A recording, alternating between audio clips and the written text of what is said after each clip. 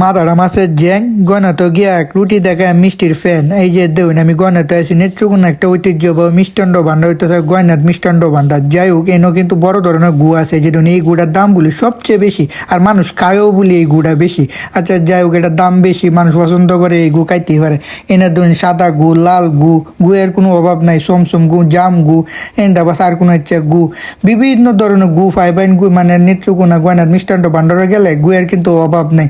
আমরা যে কালারে যে ফেসে গু খাইতেন চান খাইতে পারবেন। আমি কইছি দাও এন থেকে কম দামি যে গুড়া আছে এটা দাও।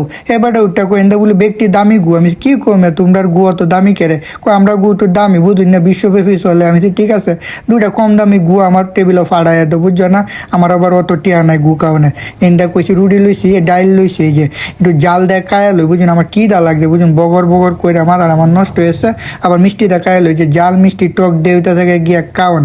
আচ্ছা আপনারা যদি মনে করুন বিভিন্ন ধরনের গু খাইতেন চান, তাহলে নেত্রকোনা ঐতিহ্য একটা রেস্টুরেন্ট মানে গয়নাথ মিষ্টান্ন ভান্ডার, আয় আপনারা যে ধরনের গু লাগে আয়া খাইতারুন। যাই হোক কত কথা কইতারতাম না, আমি খাইতে তাই আমার কারণ আপনারা দেখতে তাহন। আপনার যদি মন চায় তাহলে নেত্রকোনা আয়া বালিশ মিষ্টি খায়া যান, যে এটা গু কইলাম আর সিলেটি ভাষা।